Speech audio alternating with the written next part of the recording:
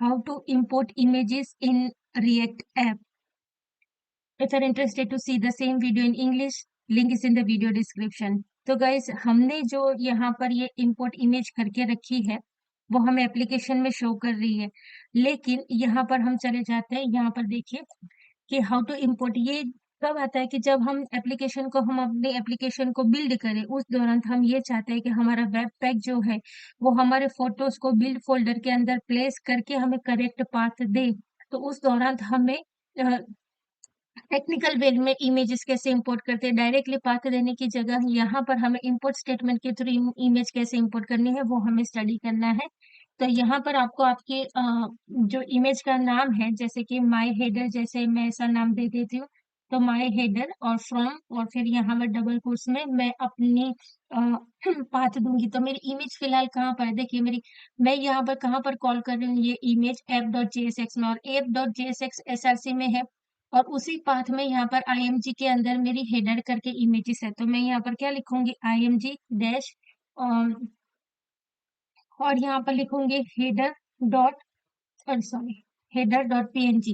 क्यों लिखूंगी, क्योंकि यहाँ पर देखिए ये जो पाथ है ये app.jsx फाइल जो है वो फाइल कहाँ पर पड़ी है, app.jsx फाइल पड़ी है SRC के अंदर, और ये जो इमेजेस वाली जो फाइल है वो भी कहाँ पर पड़ी है मेरी SRC फोल्डर के अंदर। तो पाथ आपको परफेक्टली, ठीक है, तो ये मैंने लिख लिया पाथ, एंड ये यहाँ पर एक गलती है, ठीक है, तो ये मेरा पाथ हो गया। तो img फोल्डर के अंदर मेरी हेडर इमेज है। अभी मेरा टास्क ये है कि मुझे अपनी इस इमेज को डिस्प्ले करवाना है, ठीक है। तो एक तरीके से हम कांस्टेंट एट्रीब्यूट कह सकते हैं या फिर डायनेमिक वेरिएबल कह सकते हैं हमारी भाषा में समझने के लिए। तो यहाँ पर मैंने ले लिया img इमेज टैग ले लिया, SRC लूंगी, और यहाँ पर मैं अल्ट टैग लूंगी कि भाई ये डायनेमिकली सब होगा, लेकिन अभी फर्स्ट है तो हम कुछ इस तरीके से काम कर रहे हैं, तो एल्ट टैग।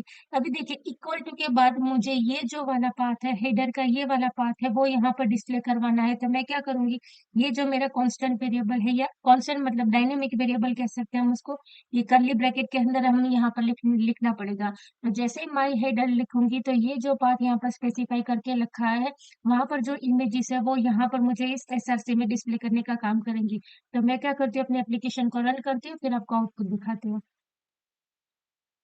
तो देखिए यहाँ पर मुझे इमेज दिख रही है, लेकिन देखिए हेडर, ये इमेज मुझे दो बार दिख रही है। क्यों दिख रही है, क्योंकि यहाँ पर मैंने ये हेडर कंपोनेंट को भी कॉल करके रखा है। तो इसको अगर मैं हटा देती हूँ, सिर्फ इतना कोड लिख लूंगी, तो मुझे सिर्फ मेरी ये इमेज का जो पाथ है यहाँ से जो है वो पाथ भी मिल जाएगा, और ये हेलो वर्ल्ड, ये दो टेक्स्ट मुझे फिलहाल यहाँ पर डिस्प्ले करेगी, ठीक है। तो इस वीडियो में हमने क्या सीखा, सिंपली अगर हम चाहते हैं कि बिल्ड के दौरान हमारी पाथ का हमें एग्जैक्ट, हमारी इमेज का हमें एग्जैक्ट पाथ मिले, तो उस दौरान हमें हमारी इमेज को इस तरीके से इंपोर्ट कराना जरूरी है। तो I see you in the next video. Thank you very much.